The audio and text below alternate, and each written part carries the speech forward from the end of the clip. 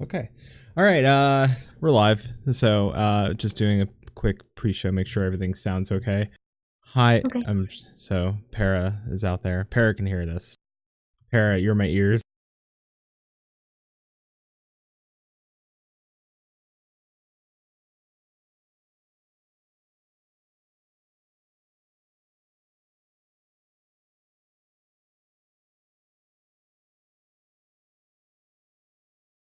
Why am I your ears? Good, you can hear me. Can you hear? All right, real quick. I'm ears are safe in Brahma too. Okay. Well, that sounds really good. Okay. Good. Emmy, can you just say something real quick? Something real quick. Awesome. Slavic, can you also say something real quick? God damn it, she said it first.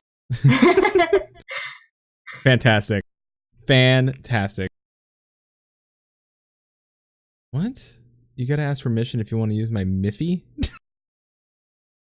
Oh, Milfy. Milfy? I thought he said Miffy. What? What? I thought he said Miffy. I'm like, what's a Miffy? I don't think I have to ask you permission to ask anybody to be on my show. Brohamet. Oh, Para? You mean, Paradiso Cappuccino? All right, so things are good. I'm gonna go ahead and I'll mute you both, and I'll get the show started because we are running late. So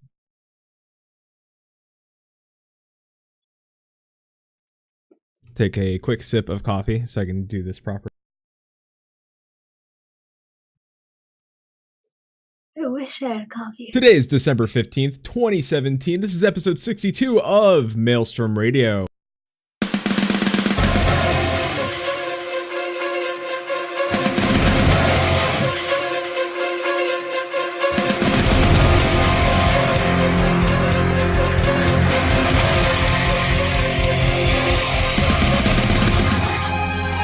Maelstrom Radio.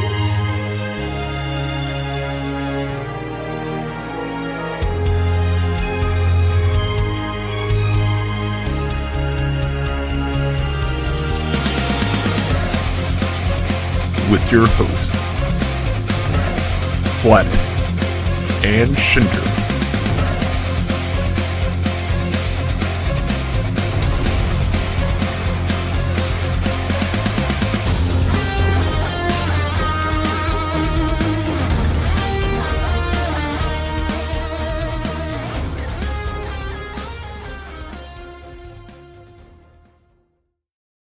And welcome everybody to Maelstrom Radio. My name is Flatus. With me this week, I still have no shit, but what I do have, this host is the babiest of buns. It's Slavic. Hi, Slavic. Hi, I'm Salavek Raplanka or Lasha Bria on Balmung, and if I had known I would be streaming, I would have set my name to something pronounceable. Hello, I'm glad to be here. I'm gonna stick with Slavic. That works just fine. I'm just gonna stick with it. All right, this host had 2 joke intros written for them because they're extra special. So let's go. Let's try this one on for Slash first. This 10-year-old has accomplished more in his 10 years than you've done in your adult life. It's Scoopy 2, aka Emmy. Gosh, well, I guess that works. Yeah, all right, ready for this I'm one? 10. I'm 10, everyone. I sound like I'm 10, so I guess that works. All right, shoot. All right. This host, you refer to this host as Your Grace, or else you'll end up like Robon's left arm. It's Emmy. Oh man. Too soon. Yeah, Too soon. Bring back have- the arm. I have remixes, and I kind of have to save it. It's really good, though. I'm really proud of that one. Yeah, Really what proud. remixes? Do you want to hear it? Okay, I'll have to write remix Sure. new one. But, all right. This host, even though she's not here, this host loves all 31 flavors at TCBY, and I'm talking about them cat boys, yo. It's Remix Sakura. Oh man. Yeah, no, those Uh-huh. are all good. Yeah, all They're right. all good intros. So, welcome to Maelstrom Radio. As you know, this is the show where we do things not so. All right, yeah, we're not great, but we do it anyway. So if you've never seen the show before, we are a podcast of comedy. I don't know. Anyway. If you haven't noticed, Shin's not here again, but that's not. Aw. Yeah, and it's sad. He will be like I think the word on the streets are. He's told me he will have proper internet in 2 weeks, so that means he should be moving in 2 weeks, and if that's the case, he should be here-ish by the new year. So. Which is a good thing because I miss my friend dearly. And he's kind of bummed out that he hasn't gotten to play Final Fantasy or hang out with any of. I mean, he gets still like talk in like Discord and stuff via his phone, but he can't like actually voice chat. And he's been kind of bumming out over it because he's beaten Breath of the Wild, and I think he's beating in like Splatoon is not really a game that has like a main story, so he's kind of like running out of stuff to do. So he may be going insane in LA. I'm not sure. Poor guy. So- It's tough. It's tough being in a new place. It is. I moved. I mean, I haven't left Florida, but I've moved all over Florida, and I've moved far away from enough friends that like where I live now, I have nobody. So I understand, Aw. but let's get into some. Normally we haven't had like us news, but we're gonna have some us news. So it's official. We are on Gilgamesh. The Garuda Gang is no more. We abolished Garuda Gang. It's out. We said out with the old, in with the new. The new FC currently is named Shibari Squad.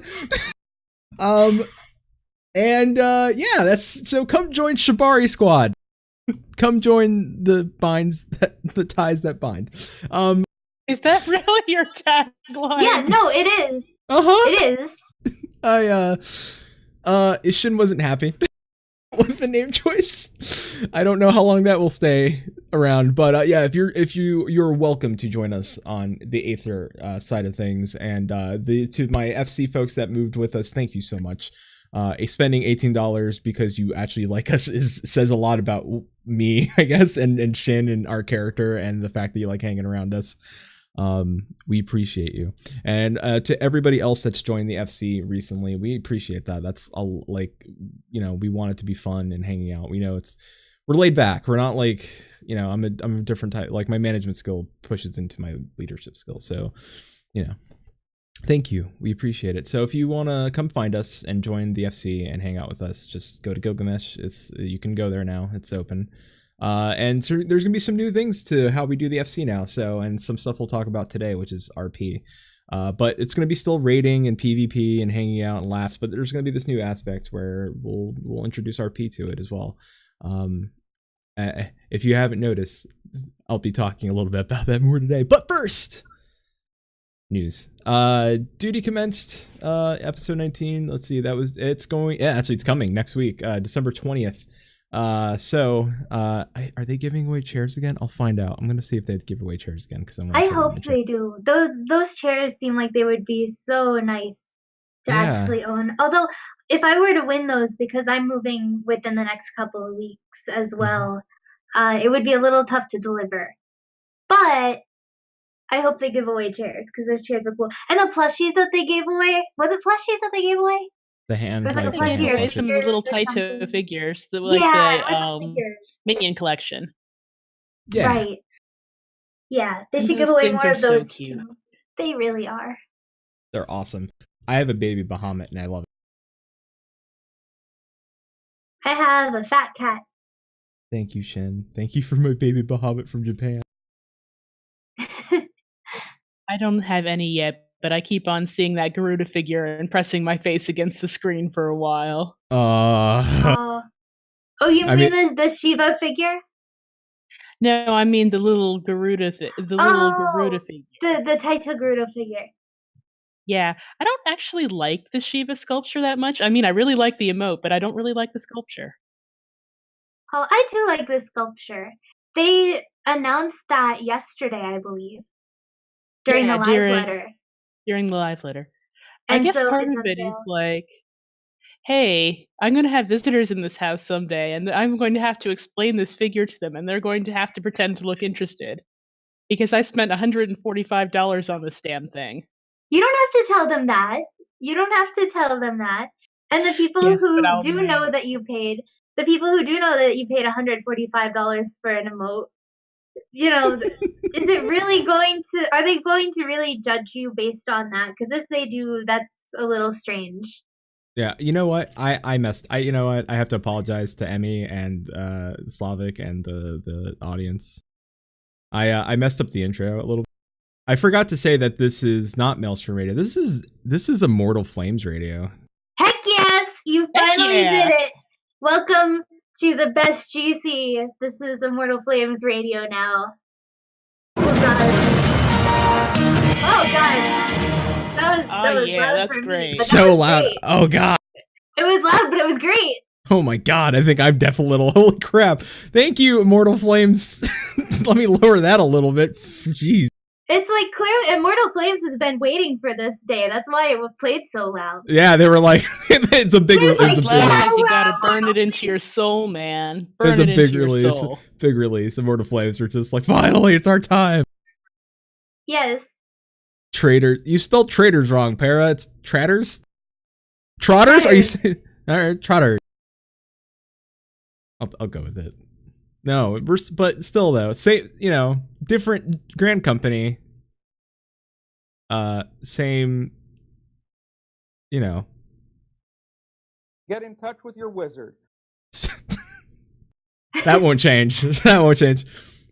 All right, no, seriously, then we're still like no legally though we are still Maelstrom Radio. That's a business. That's a legal name. That's our thing. That's a thing. We own that.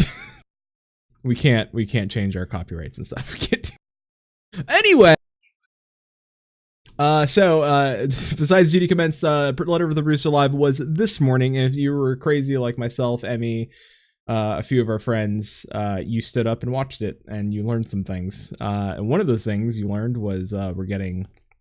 We'll jump more into this next episode, I guess. I mean, I hate doing my lover stuff. It's everybody knows about it already. But if you don't know about it, you're getting a glamour thing. There's some other stuff. Maybe the four lords. If you don't know what that's going on, you maybe want to check up your Final Fantasy games and learn about them. And what was the one more important thing that I'm forgetting? Something. Oh yeah. Yeah. You bet your ass we're going to FanFest. Yeah. So November 15th, 2018 to November 17th, 2018, at the Rio, it's going to be FanFest. And then if you didn't go to the last FanFest, you didn't get to meet Shin or I, mostly because you didn't know us that well. But now, come up to us and slather us in your must. See, I wonder this time, will I be able to fade into the background as easily as I did last year? That's a good question. Because we didn't. Most of us didn't know each other. Like you met us at FanFest, and you were like, "Who the fuck are you?" Yeah, no, I didn't even know what Maelstrom Radio was at this point. Like I had no clue. To be fair, no one else did either. And now look at how many people know you now. I know all 8 of you. I love it. Thank you so much. No, like chill. If it honestly, like, still the first people that knew me was Chili. That's why we sought Chili out, and I knew Chili based on a picture, and I was like, "That's Chili," and Chili's like, "You're the first person to recognize me." I'm like, "Hugs," and it was good though because we met Phoenix Down Radio, and I got to sit down. I talked to Niero from LBR, and I got to meet you, Emmy, and Remix, and It was fun. It was just a lot of fun. If you've never been to a fan fest, or like, go, just save up your money, put in your time off work now, like do whatever you can to make sure you're going to be there. I'm not going to say what we're doing or what Shin and I have planned with some of our friends, aka other content creators, but we're trying to make it as fun as possible for us. So This would be fun. So- I am really excited about it.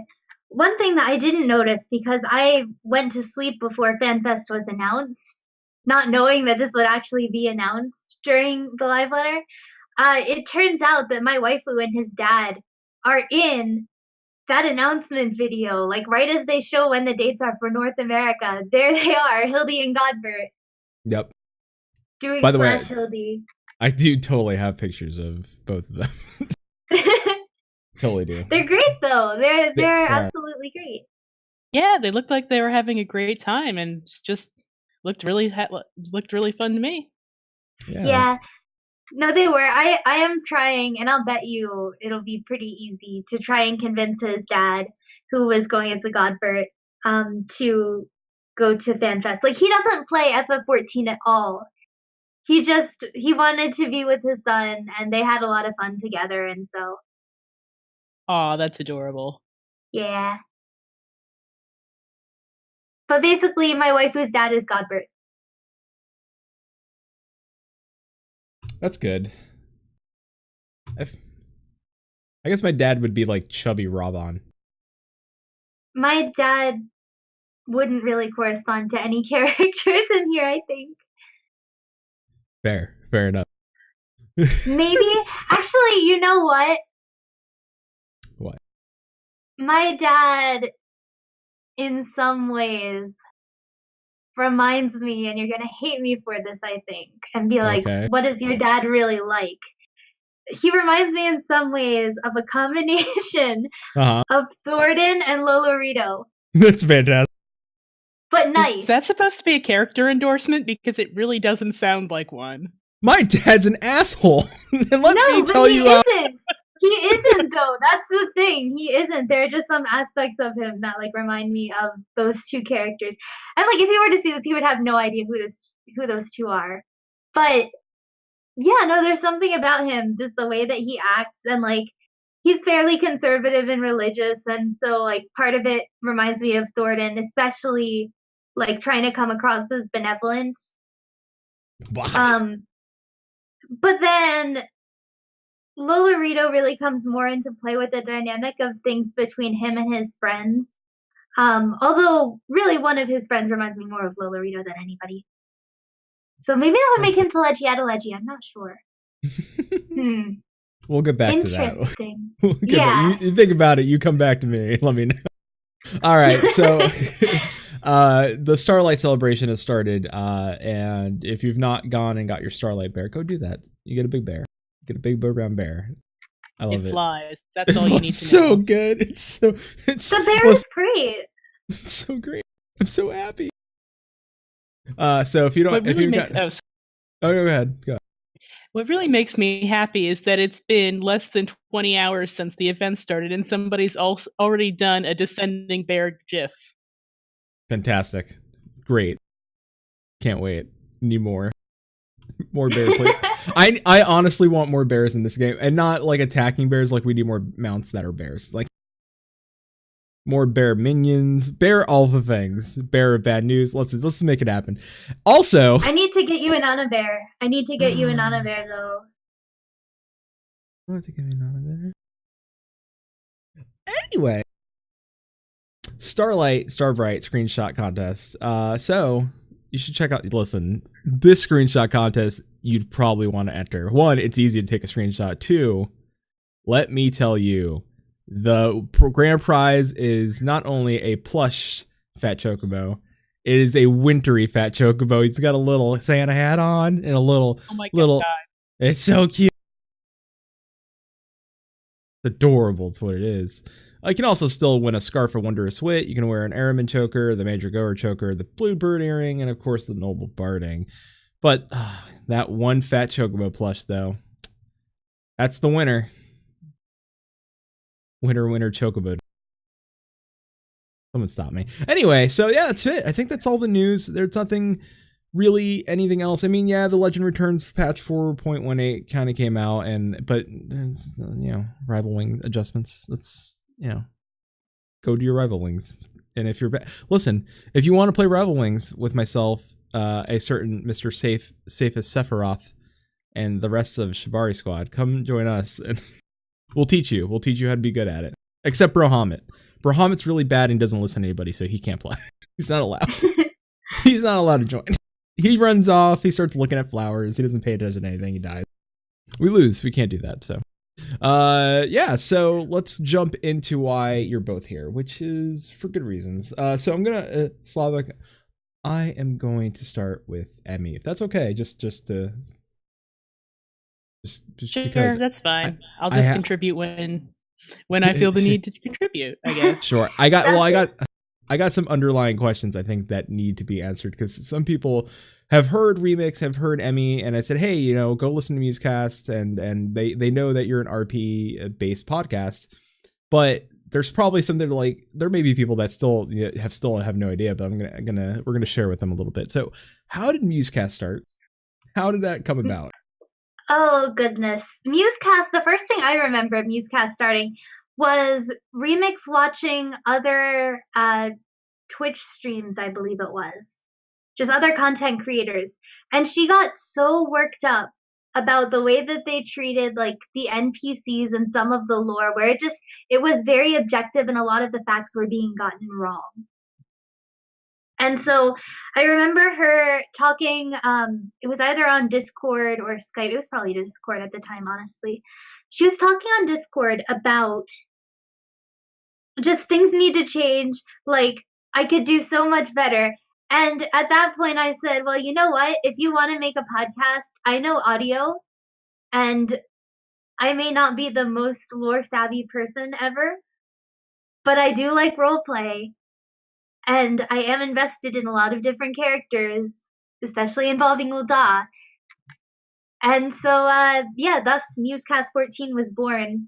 And since then, we've just kind of been taking our own little spin on the lore, looking at, some of the basic facts about, for example, a lot of the city-states, a lot of the cultures of the world of Eorzea, but then also really explaining how that might impact people whose characters might have something to do with said location or said people. So that's what we do. Good answer. It's better than Shin and I was like, hey, you want to start a podcast? And Shin's like, are you sure? I'm like, let's do this. No, it was Remix Raging. Really, the start of it came That's from a better Remix story. Raging. It's honestly a better story than what we got. Although I hope have anything without passion. Although hopefully you never watched one of our. Although we did a great RP we did a great show about the Warrior of Light in the series that was actually really well done, but then I ruined it when I did my A Realm Reborn rant at the end of that show. So it was really smart, well written up until the point where I ranted about A Realm Reborn from the point of the Warrior of Light. So if you want me raging for 5 minutes while I tell you the story of the complete story of A Realm Reborn, go listen to that one. We're still trying to find someone to animate that. That's how bad it was. So okay, so all right, so that's how all right. So how did you two meet? Was it in game? Did you just happen to know each other? Or did you meet back alley Reddit RP forums? The way that we met was through the Facebook groups. I post a whole lot of Scoot and of Nanamo, and at the time I was posting a ton of Nanamo because I had just created her on Lich. And so I was just taking pictures of my NPC, and we had a couple of different people who played NPCs on the server already. And so Remix saw that and was like, hey, I haven't roleplayed in this game, but I want to join your FC. I want to, get used to role playing within the game, and I have a character I want to try, and it turned out to be Meldeb. And so we met through that and through our love of the Eorzean Alliance and the Alliance leaders. And I guess since then, some things have changed, but a lot of them are the same. Like Remix is now one of the co-heads of the FC that I started out now, and we of course have a podcast, so we do a lot more together than we used to. But yeah, we are very good friends. That's good. It's I think it helps when your co-hosts are also your friends, because they can kind of, like, when you flip out when nothing works, they're just like, all right, well, here I'll make a joke and hopefully things will get better. At least that's what mine does.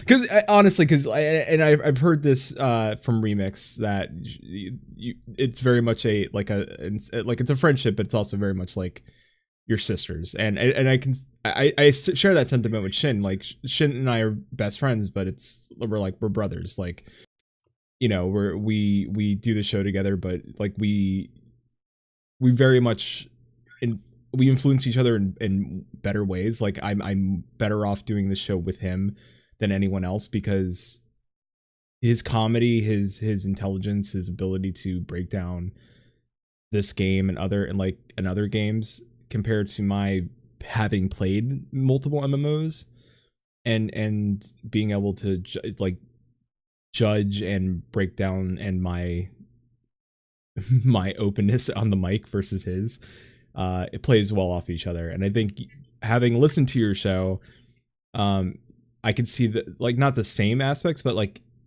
your passions are both in RP, but for almost somewhat different reasons.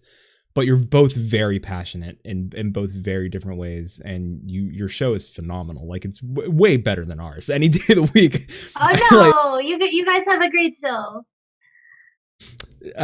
Sure. It's different. It's in a different vein. You know, obviously, like, you know, compare your show and like the Crucible stuff to what we do, and it's very, very different.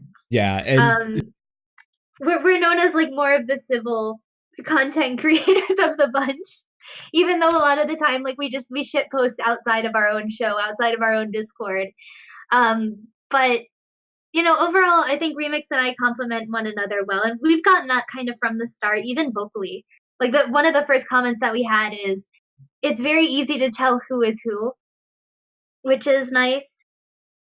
But then also, I mean, you're right. We do have sort of different passions within the roleplay communities, but I mean, we know each other really well. We're able to cry with one another about certain things that go on, and like be really happy about other things, and just, you know, gush about, oh man, I love such and such a character, and it's great.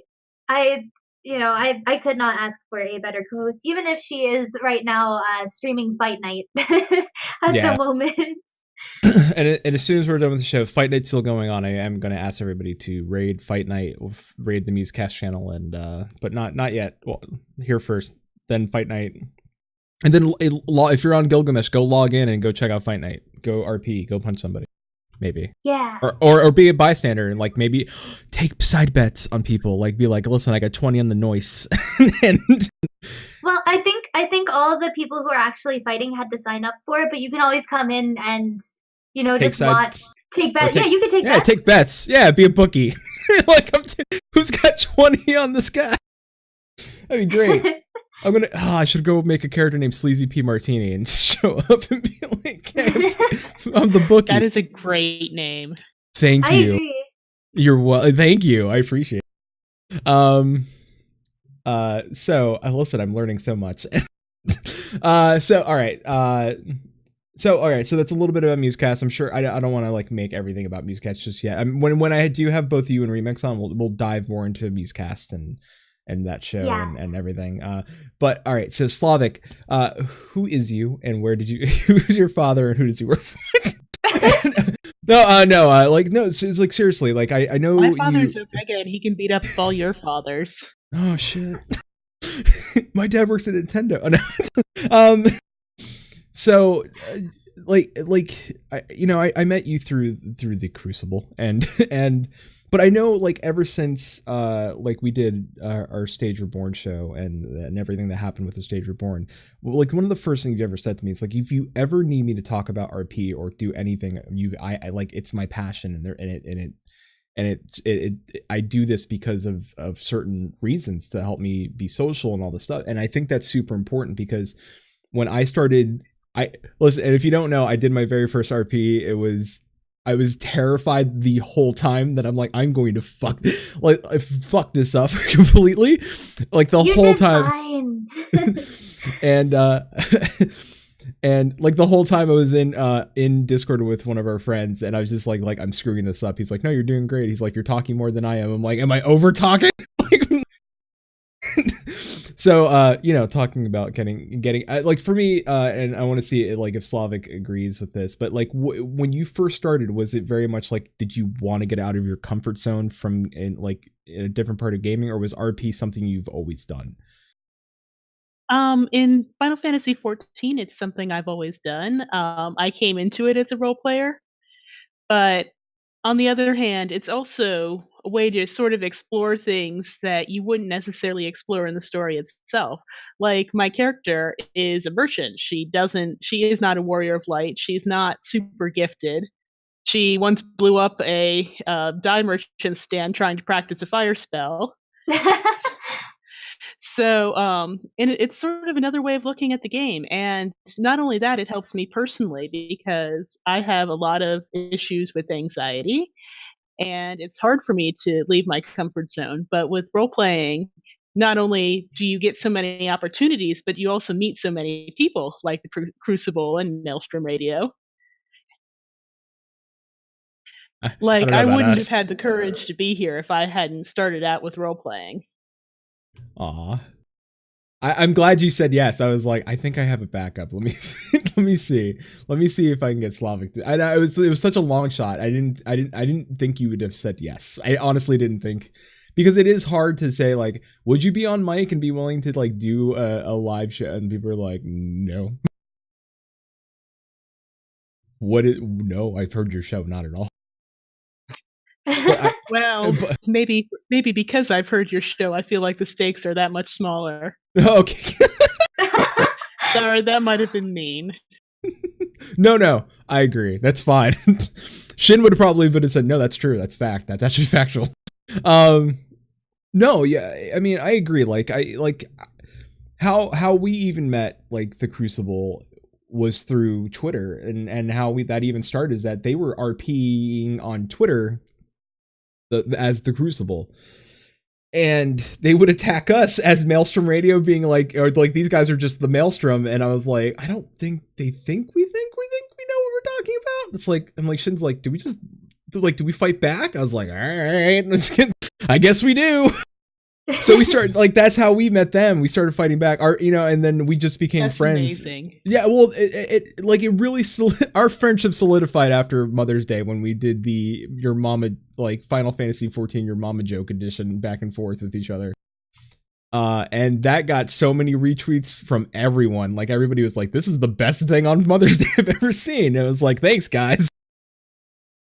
I don't think we can even do it a second time, because I think we used all the jokes possible. Like, we'd probably have to like wait an extra like expansion just to rebuild up all the like jokes we could probably do. We hit Heavensward and A Realm Reborn pretty hard. Like, I think we need another. Guys, if you want to try it again this Mother's Day, let me know. But I don't know if we're gonna be able to do it. There's not enough patches yet. All right, so, going along the lines of like anxiety and getting out of your comfort zone and doing this, do you feel like, I think you said it, but do you also feel like having, like, doing RP has helped extend your love of the game? Like, I like, a lot of people I feel get burnt out right away. Like, hey, I do all the content, I did Rival Wings already, I got the taste of this, and I'm just kind of done until 4.2. Do you? And I always say, like, RP helps continue, but we've heard it from people that the Crucible, and we've heard it from Musecast, and you've heard me say it here, but you're not the Crucible, you're not Musecast, you're not Maelstrom Radio. I mean, you're an RPer. Like, do you feel that like your enjoyment, your longevity of playing between patches is increased because you do this aspect that no one, like, not many other people do? Yeah, absolutely. I mean, even if you're not doing content, you're logging on to hang out with your friends, to shoot the shit, to roleplay, or you're running dungeons for glamours because glamour is the true end game. And so it's always something to come back to, and it's not just the endless equipment treadmill. It's a different kind of endless equipment treadmill. But Which in I all find seriousness, interesting,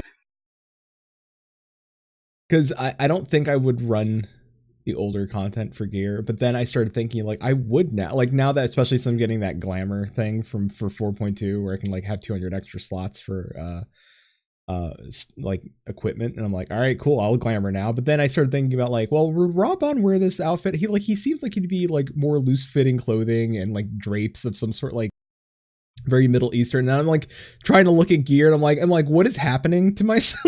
Like, I'm going through that, like, I've never done this before in a game, and now I find myself like looking at armor that would fit my character, and then not only that character but like my other characters. Like, how do I want to play Max Valentine, who is a female who strives to be an engineer, and it's going to be a machinist, and like how yeah, I know, like, what'd you do to me? What is this? I'm just here to confront you both. I'm like, what's going on? Why me? No, but it's interesting because I started saying that like, hey, I have this interest, and this interest grew into me doing it, because I am not one of those. I try not to be someone who shies away from doing something. I very much will try to always jump in, feet first, and say, let's get out of my comfort zone and let me do this. Like, I may be scared, I may be terrified, I may want to not do it and say like I just couldn't do it, or it seems cool but no, it's not for me. But I'm giving it like the old college try, and I'm having fun. So that's a good sign.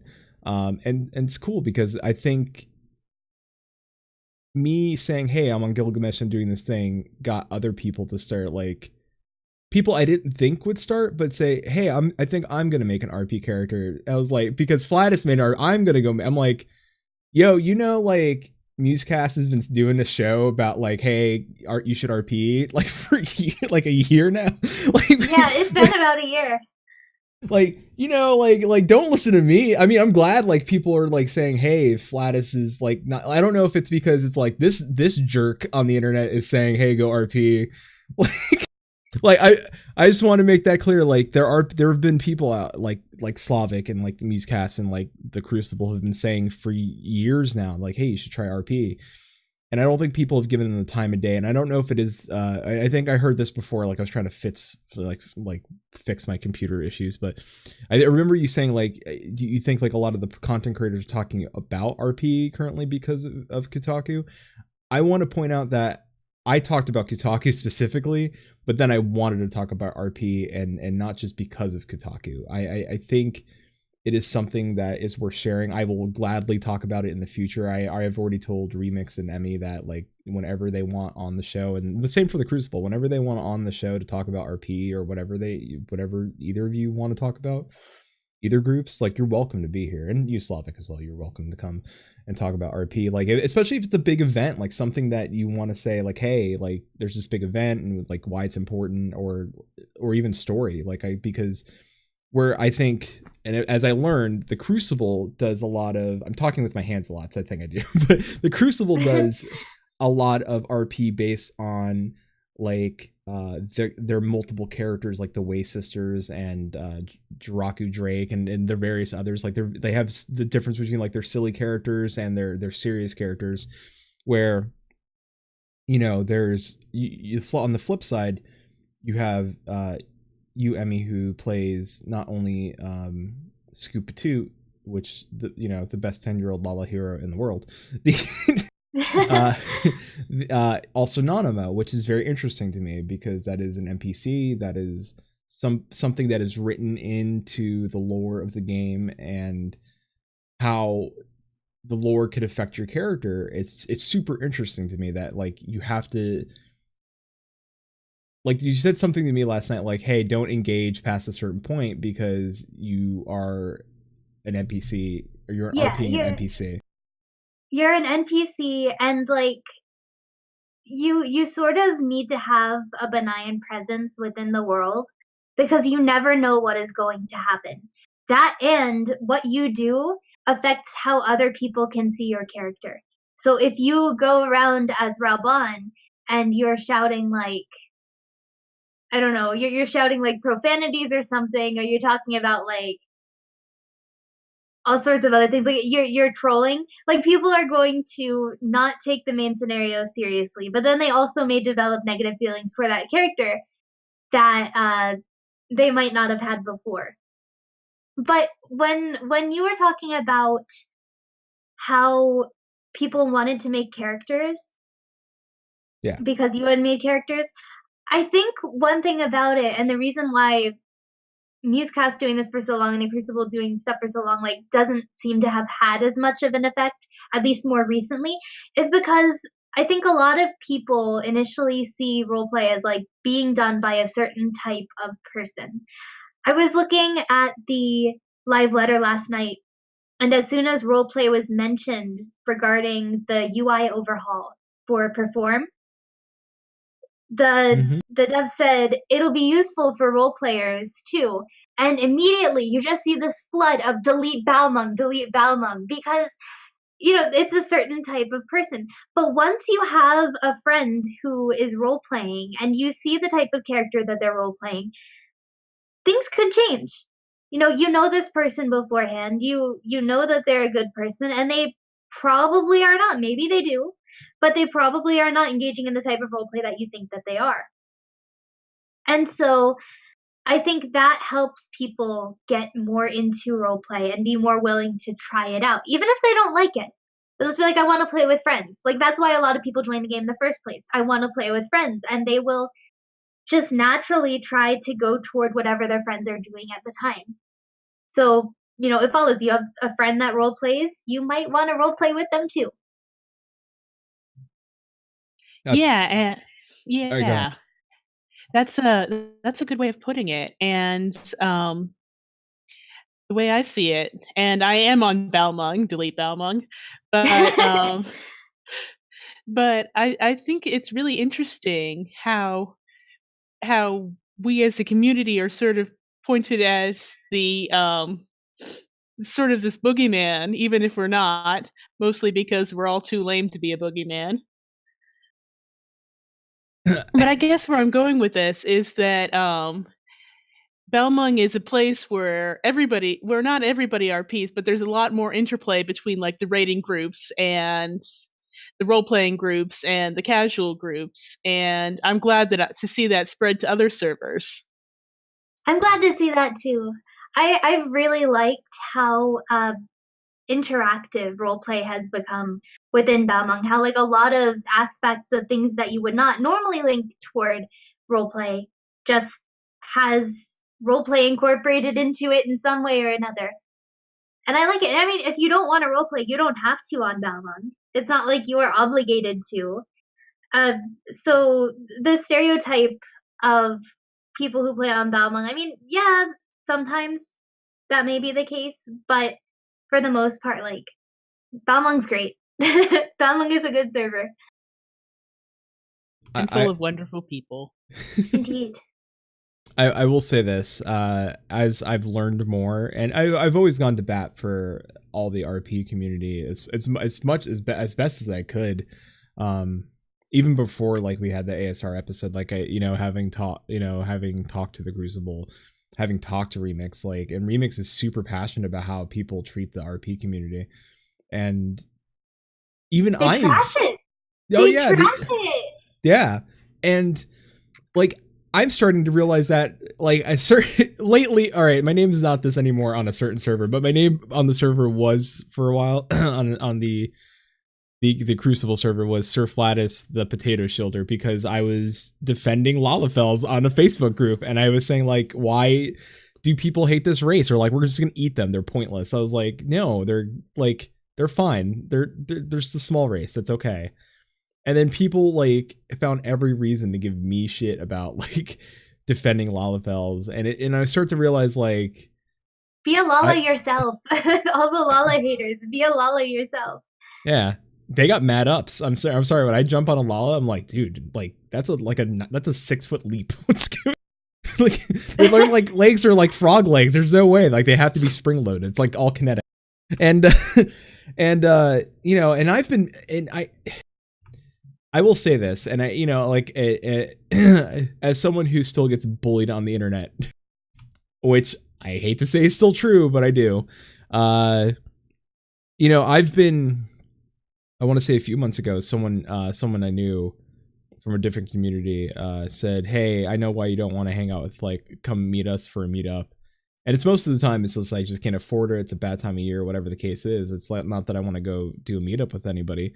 But he said, "Hey, like I know you're in the RP community." He's like, you know, fuck you and your RP community and Final Fantasy 14. I'm like, first of all, like you don't know what I do in that game. You don't play it.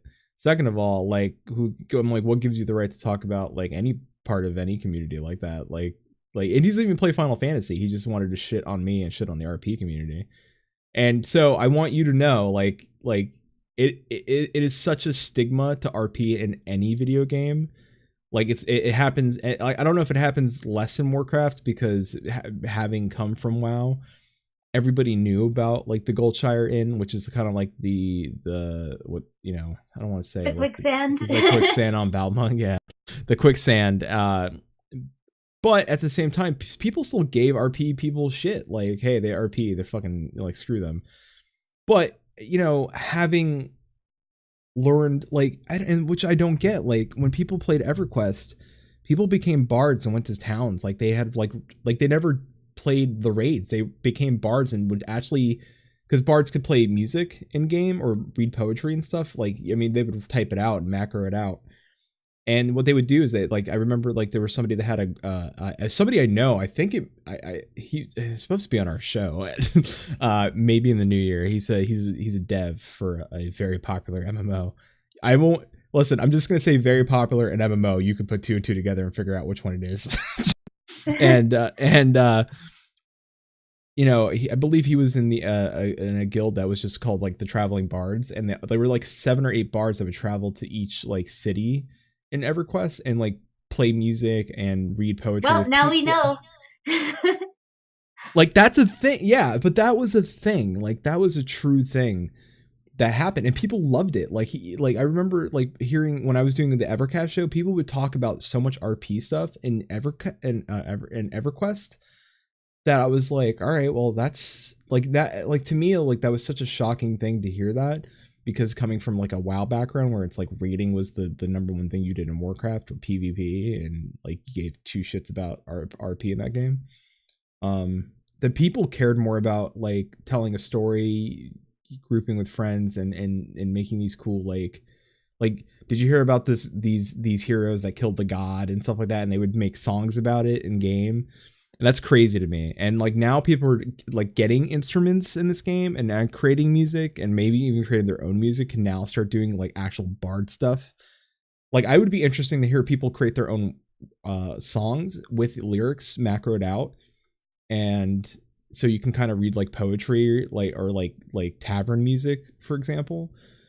That'd be super interesting to me. Like and that like I'm glad they're adding these features for RP, not only just for like the casual people and the rest of everybody, but like the people that are going to really run with this are the people that are super creative, or the people that are, and I'm not going to say that the RP community is not creative. They're amazingly creative. Trust me, because I couldn't design the house the way you did. Our house looked like a hot mess. But it amazes me. Like it just amazes me, like the videos that came out for the instruments, and like the people that RP are just like creating music that'll show up and be like, hey, like I'm playing songs that I wrote. And that's so cool to me. Like that interests me so much more, that they're adding this stuff and giving players the abilities to be more creative in game, because I think that allows, I think not only regular players, but the RP community allow. Like, I'm a musician. Like, the people that RP musicians can now actually RP musicians. And that interests me. Like, that's so cool. Like, I feel like that's somebody that's like, dude, finally I can do this thing. And like, I'm actually musically inclined and talented, and I have a MIDI keyboard, so watch me go. And that's really cool. Yeah, go ahead. Yeah. There was somebody who did that at the event where you were, actually, when we did Scoot and Natsuki's Very Merry Starlight Banquet. And there was somebody who wrote his original songs. I think it was his first time role playing as well, but he decided to role play as a bard with his character. And his character just stood there and played songs all night. And it was great. It was original stuff too. It wasn't like FF14 themes or things from other games. It was something, all the songs that he wrote that day were songs that he wrote himself, and it was great. And everybody, I think, really enjoyed that. I did. Oh man, that's amazing. It was really good. It was actually really, I'm trying to point out what the song that is. I'm like, Grim, I think these are original. They were original. Like, you're trying to figure out, like, hey, I'm like, that doesn't sound like, I'm like, it kind of sounds, but it's like, it's not it. Because I was like, I know the pitch and the beat. Like, I play music. I'm like trying to tap my foot. I'm like, no, that's off rhythm. What's good? Then I started realizing, I'm like, nope, that's original pieces. That's really dope. All right, so Slavic, I'm gonna pick on you next. So as I know, you translate. Correct me if I'm wrong. Maybe I am wrong. You don't tell me what you do exactly professionally, but I know, like, you've told me before that you've translated languages. Correct? Yeah. That's not professional by any means, but okay. Yeah, it was just basically I'm semi-fluent in this video game language, and a group in Japan put out a couple more albums written in this video game language, and since I know it, I teamed up with a Japanese translator to translate some of it. So I'm gonna ask you a question. Have you ever thought about using that language when you RP, like being somebody that would speak a language that doesn't? Oh God. Have you? No, the answer is yes. Yes? Yeah. Awesome. Wow. Yeah, for a while. This is actually kind of embarrassing to admit, but I use it as kind of a sort of merchant cant, something that I write in, that my character writes in when she doesn't want her ledgers read by anyone else, because it's something she picked up in her homeland of Thavnir. But also, I used to have all of my summons macroed with a chant in this language, and people got so sick of it so fast. They actually got sick of it faster than the time I macroed my raise macros to sound like an RMC bot. That's fantastic. That's really cool. So I eventually scrapped that, but I might come back to it sometime. You should. So I'm gonna ask you both, like, what is your favorite aspect of RP? Like, what is your like what keeps you going in this exciting new world for me? But like, I know there are days where you're just like super excited to be like, I'm RPing tonight, woo! But I want to, like, some people may not get it, so I want to know, like, what drives that? Like, what makes you so happy about doing this thing? Besides, like, the like the social aspect and stuff like that, like, yeah, like, let me let you answer now. What I drives? guess I can. Yeah, go ahead. Okay. Well, I guess part of it is for me is that there's so much of the social aspect and that everyone's so welcoming. I mean, I don't usually hit up big events, but there are a lot of like in the quicksand. It's not all that sort of role playing, but it's kind of easy to just sort of slide into role plays after asking permission, of course, and just my character bumped into your character, and now they're having a conversation, and at the end of that 2 or 3 hours you've got another friend in game, and that's what makes me come back. There's just so many friends out there to be made, I guess. Really cool. Yeah, I agree with that. There are a lot of friends to be made. I guess in a similar vein, something that keeps me going with both of my characters is having those positive interactions with people, being able to make their day, especially with Scoot. Scoot is just such a bright character, and for both of my characters, you need a sort of certain energy to play them, and sometimes I don't have that. I'll admit there are times when I don't have the desire to roleplay on a certain day because none of my characters really want to come out and play. I don't really have uh, any desire. I'm not in the right mindset to want to roleplay as that character. But when I do, going up to Scoot and making people laugh when he misunderstands something, or hugging somebody who's had a bad day, or as Nanamo appearing at a roleplay event and some people don't expect it, and having them have a fun interaction with Nanamo. I think both of those are what keep me role playing. That and just having funny moments with both of my characters, just having silly threads going from time to time about all sorts of nonsense. It's not all serious all the time. There are a lot of serious moments, especially with Nanamo, but then there are also times where, for example, I'll work in my own thoughts into my role play and have it like the Mun, for example, steps in, so myself, and says that Nanamo and Teleji Adeleji should get married. Meanwhile, Nanamo's just horrified in a corner. Teleji's playing dead at the thought of marrying Nanamo and being like, you're joking, and meanwhile, I myself am like, no, I'm not joking. Because in an alternate universe, sure, maybe it could happen. But I do like poking fun at my characters from time to time. So that's always fun. It's Eorzea Earth 2, where everything's all topsy-turvy. Zaro is over. Breaking the fourth wall. We break the fourth wall a good amount. And at first, usually we don't, but once we get to know each other, like behind the scenes, once you get to know the person behind the other character, yeah, it happens. It will happen. And it's great. And there's something I always notice, like when the Crucible are RPing, I'm just hanging out and chat with them, but then they'll bust out laughing. I'm like, hey, what? Like sometimes I'll drown out, not pay attention because they're all like quiet, and all of a sudden they'll laugh. I'm like, wait, did I miss the funny thing? What's the funny thing? I'll come back in. It's a funny thing that happened in their thread. It's they're like, that happened. they're like RPing, and then I'm like, what's going on in there? Like in the back of my head, I'm like, I want to know what's going on.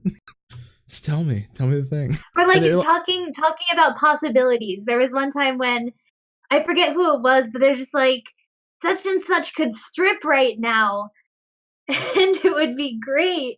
And then the other one's like, no, but they're both laughing about it. Like that. Those sorts of things are a lot of fun too. So you are building relationships with people as you're role playing with these other characters.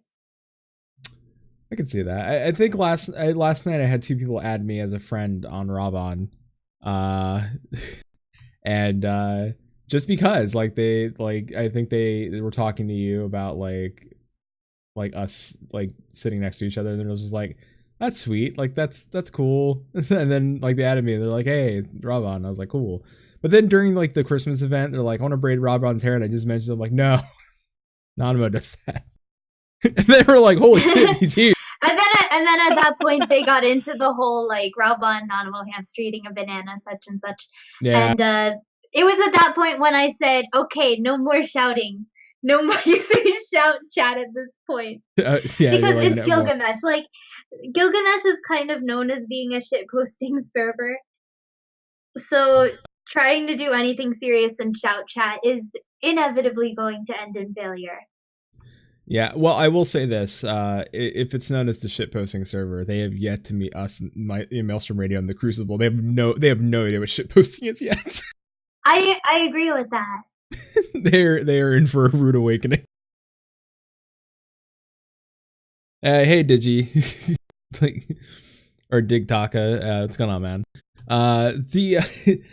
So all right. With that being said, what was your, how do I want to say this?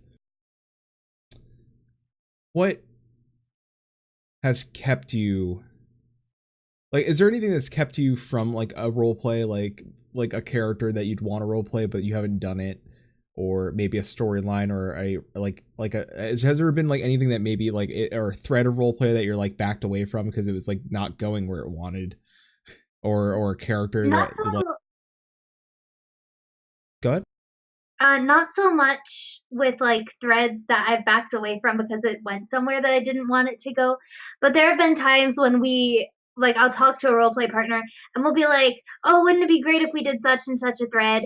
And we're just like, yeah, let's go ahead and do it. So we start up a thread, and then all of a sudden I just hit a roadblock. And then the thread just gets unanswered because I can't think of anything to say at that point. Like, even if it was such a great idea, even if I can think of how it might end, a lot of the middle details, for example, tend not to get entirely fleshed out. And so I just don't know where to go. Or there have been people who, unfortunately, like, I've had to turn down, or I hate to say it, but I've just ignored them. Like, be friendly, but not really like try and start up any threads with them, just because their writing style is very much different from how I would prefer to role play. That said, there was something that I was going to, and I forgot what it was. There are some times when I would like to roleplay with other people, and it's the same thing. Like they don't want to pursue a certain thread, sometimes, or sometimes I don't want to pursue a certain thread because it would go into territory that I'm not comfortable with. So yeah, it happens. And in that case, like, you can try and explain why you haven't been replying. You can try and explain why you don't want to roleplay a certain topic. And generally, people have been pretty good about it. You know, sometimes I'm sure it's disappointing. Like, when I've tried to go to events and people have said, no, we don't want your NPC here because we don't want you infringing on canon in any way. It's disappointing when I can't roleplay where I would like to go, but you can't do a whole lot about it. So in my case, I just politely say, all right, well, thank you. And that's it. So people have generally been pretty nice about it, though. Like, we haven't had people who just attack me like, how dare you not continue our thread? You're such an awful person. Like, thankfully, I have not had any roleplay partners like that. I will end you. I will end you if you do not reply within a day. I'm Send me so a glad that million never gil. happened to me. I am so flaky. But for me, I think, well, communication is key, like Emmy's been saying. If something doesn't click, if you find out that your styles aren't compatible, if you're just not having a good time, people generally won't be offended if you go, hey, this isn't working for me. And either we try something new or we go our separate ways, and life goes on. That makes sense. So there is never. I mean, I don't want to because to me, and I could be wrong, so let me know. But and the Crucible are in chat, so they can chime in and let me know if I'm wrong. But someone's gonna let me know I'm wrong, and I probably am. But I understand that sometimes like there are RP stories, right, that are characters you develop over time.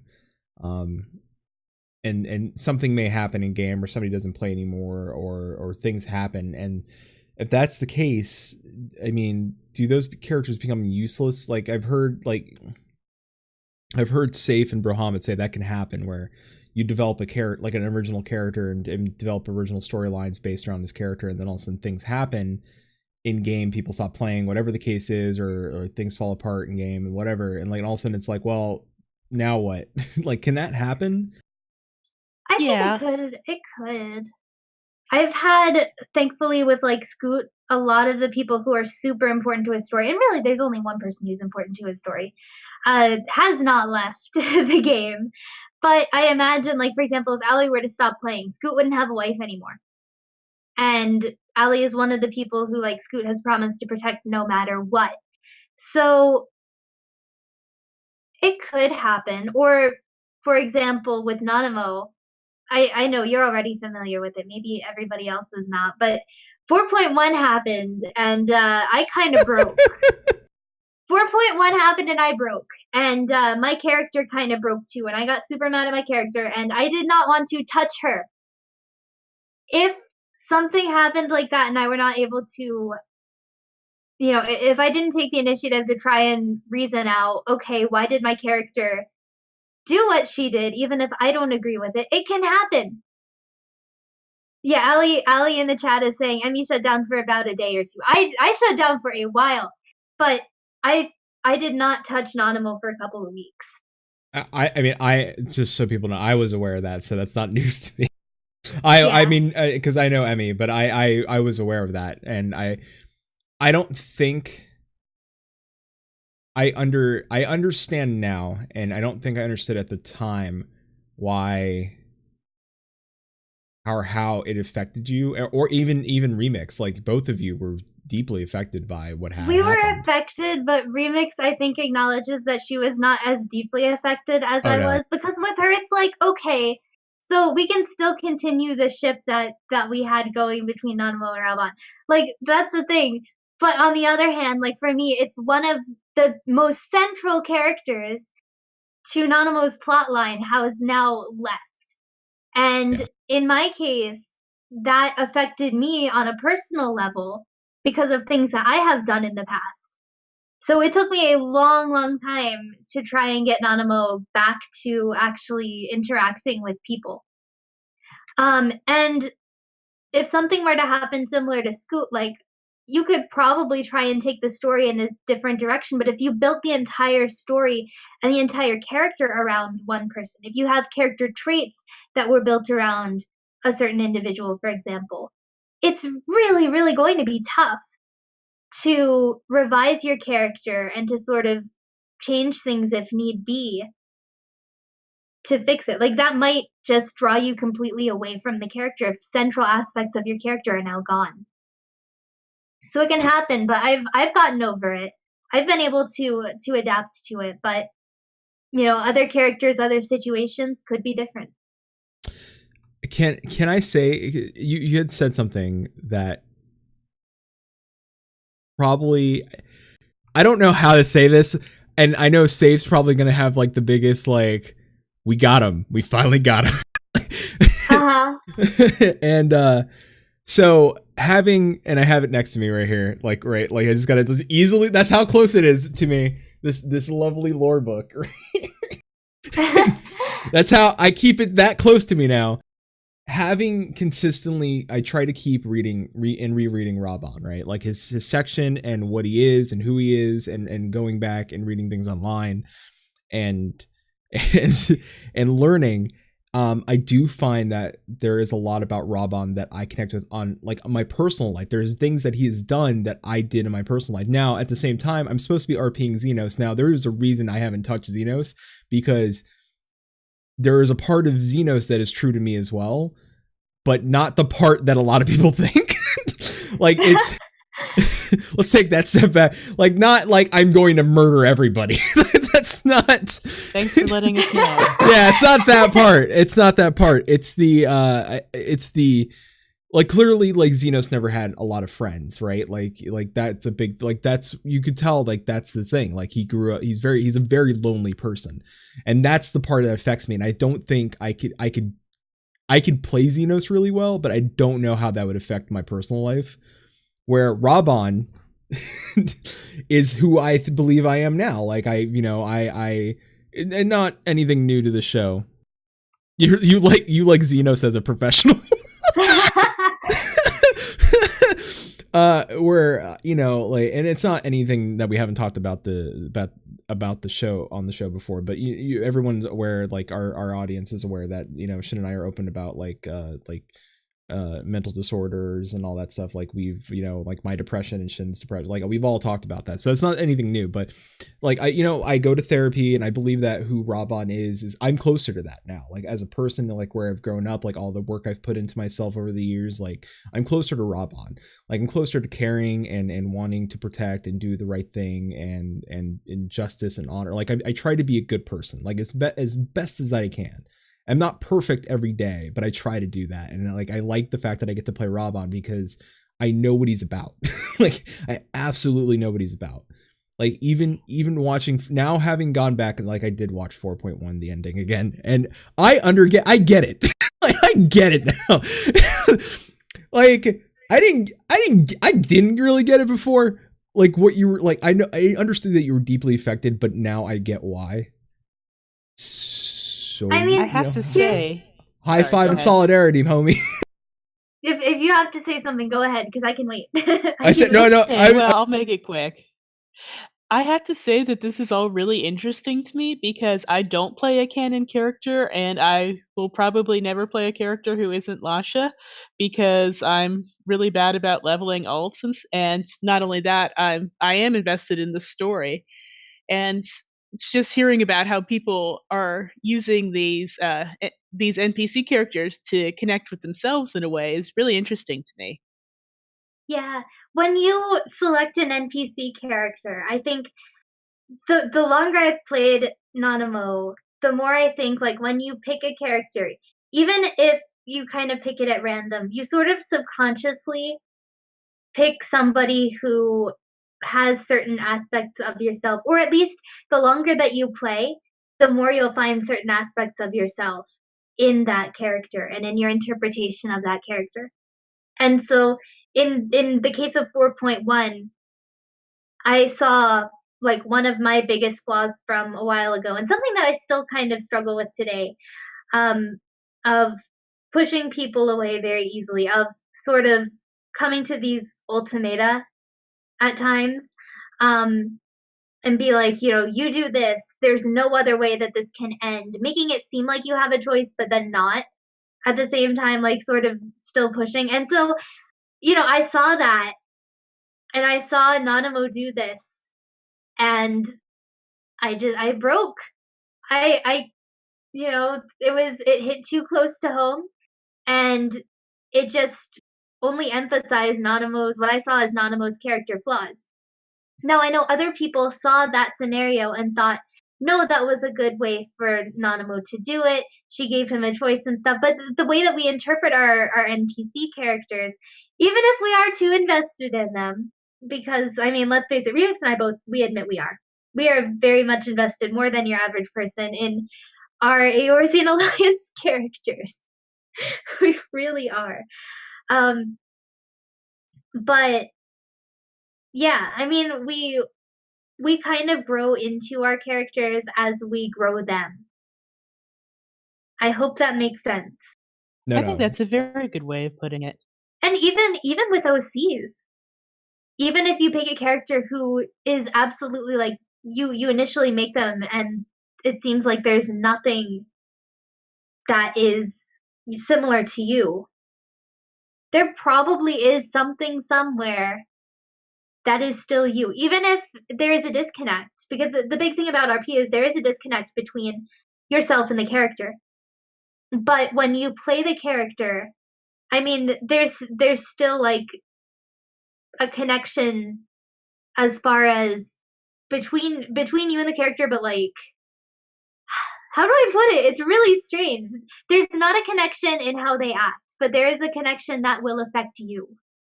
Yeah, it's I guess not is what I'm possible trying to to say. completely compartmentalize yourself away from that character, and I think that's a good thing because it brings extra humanity to the character. And you're right.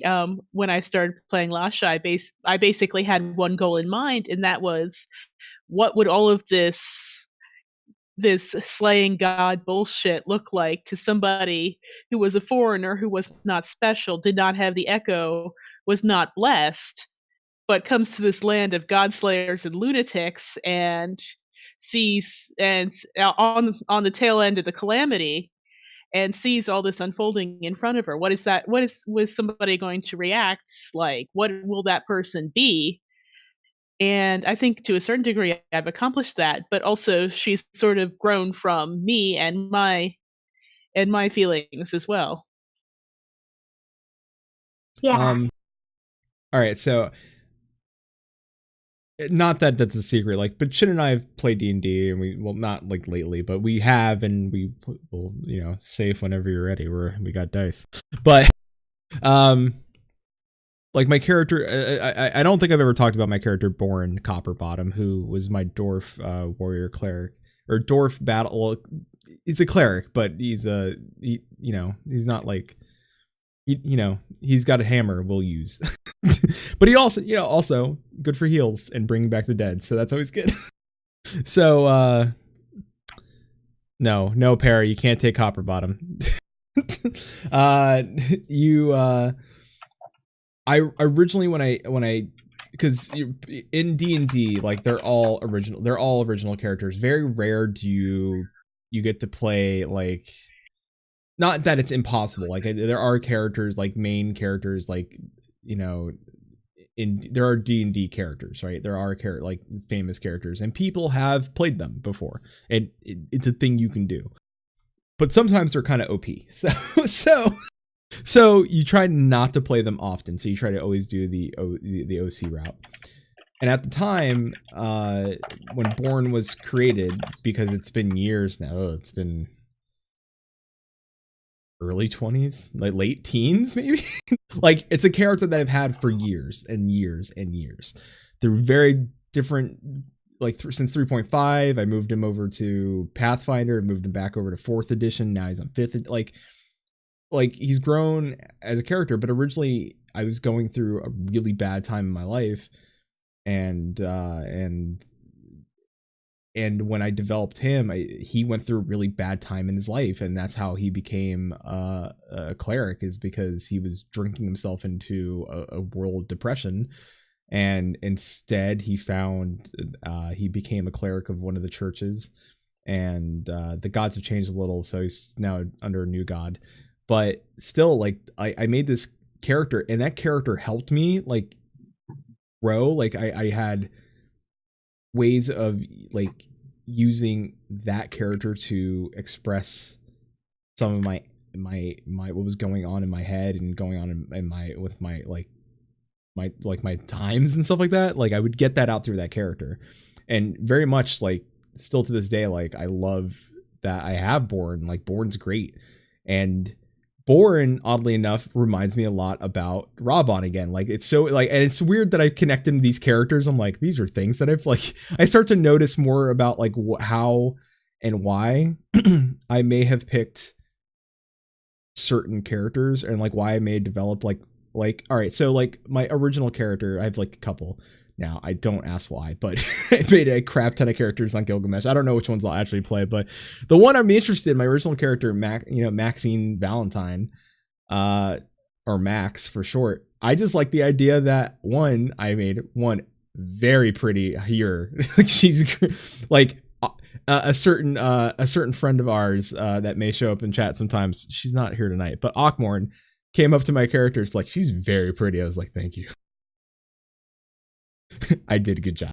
But Max isn't, like, the type of person that would already, I know, like, Max isn't like, hey, I'm the waifu. I'm like, no, Max isn't that person. Max is very much like interested in intelligence and blowing things up. So and that's the headcanon for Max. But I don't know. I find it interesting that I, over time, like, and there was always a disconnect for me between, like, D&D and, like, trying to RP in game. But thanks to MEU and Remix and Safe and Bahamut, it stops being headcanon when it's your character. I love how you did the quotations too, Safe. Thank you. I started realizing, like, they aren't too much different at the end of the day. Like, and any of you that play D&D but don't RP in game, like, give it a shot. Like, you'll find out that there isn't too much difference. The only difference is that you're not letting the dice decide your choices. You're letting except the conversation. If you're at the grindstone. Yeah, except if you're at the grindstone or fight night right now. Yeah. What's going on is all dice roll. There are certain events that are random, and Dice-based. sometimes it is fun to let the dice decide. Like, for example, when Nanamo tries a new food or when Scoot tries a new food, dice rolls are nice to figure out whether or not they'd like it. Still my favorite thing ever that Born has ever done is when he was hanging from a chandelier and we needed to kill an ice giant, and I was like, well, I know if I roll a 20 I could kill this ice giant, but if I mess up the roll, I fall into the ice giant and pretty much die. And I was like, I lobbed my dice and landed on 20, and I was the happiest person ever. Also, now my hammer, if I don't know if anyone, I think I've posted pictures of my character Boren because I've had it drawn. His hammer's cracked. Like, there are cracks through his hammer. It doesn't, his hammer never splits. It is cracked because when he fell from the chandelier, he smashed the ice giant's face in with his hammer. and the greatest of feats ever. Like, it is still known, like, you know, like one of his many nicknames is Icebreaker. It was the fact that he fell from a chandelier and smashed an ice giant's head in. So to me, like that, you know, like the simple roll of the dice and it was a natural 20, like that's such a cool thing to see, because it's like when a natural 20 happens, like you, all the damage, like that's your max amount of, you don't have to roll for damage, you get the max amount of points of damage happen. So that was like, oh yeah, it's about to be OP. And at that point, that's the cool part about D&D. You can actually get that RP that like how you planned it out in your head. Like, all right, this is what's gonna happen. Since you roll that 20, anything that, like, at that point, the dungeon master's like, all right, well, let's see how this goes. He's like, all right, like Boren just lets go and like just like get with a little bit of force off the chandelier, swings his hair back behind his head and just lands cracks right in the middle. So it's interesting to me, like, how I took this, like, this gap of like, I don't know how I can fix this disconnect, to me now saying, all right, I related it to this character and now I'm closing that disconnect gap, and now I'm at the point where it's like, okay, cool, I think I can do this. I just have to learn to be better at it. I think that's where I'm at right now, like, is the getting better at it stage. My next question is, I'm sorry, I know it was a mini rant, but like my next question is like, what would be some tips for people that are starting RP? And I know Musecast has plenty of shows, but and I would suggest listening to any show that Emmy says that, like, hey, if you want more tips, go listen to X episode, or all of them. Just go subscribe to Musecast. But we'll get to that, like, you know, getting their information out later. So between the both of you, like, is there any tips you can give somebody like myself or anyone else out there who's starting to RP?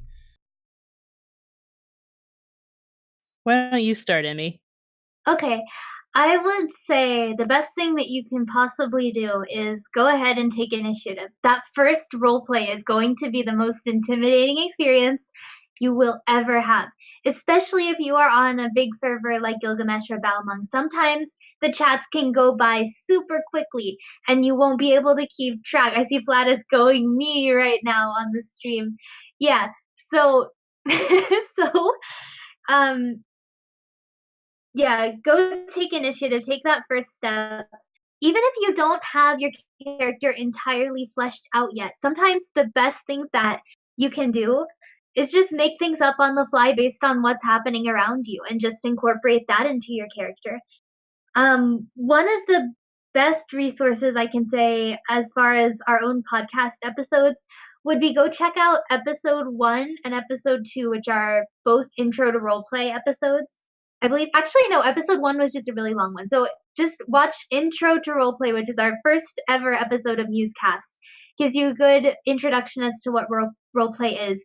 But then also check out some of our Character Creation 101 and 102 episodes.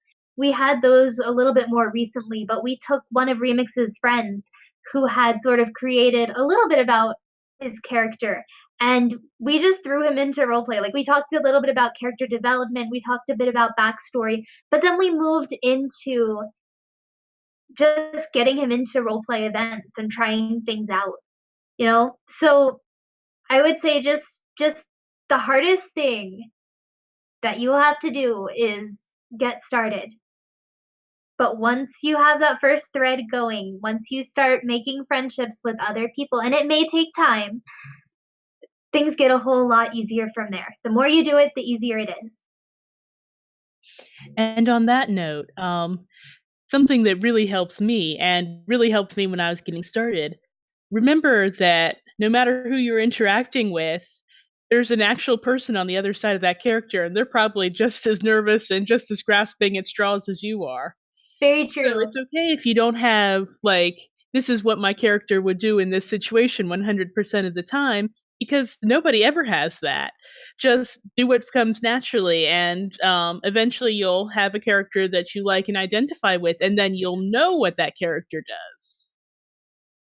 Unless it's Bahamut. Never play with Bahamut. I'm kidding. Rude. I'm kidding. No, Yeah. go But, like, go play with Bahamut. character development is sort of an ongoing process, I think. You're going to add things, you're going to change things over time. So you don't have to have everything set in stone at first. So Yeah, and you'll probably just make yourself even more scared trying, like, oh my god, I didn't think of what my character's favorite tea flavor is. What do I do now? make it up. Look up some Exactly. tea flavor. Like sometimes I just Google things.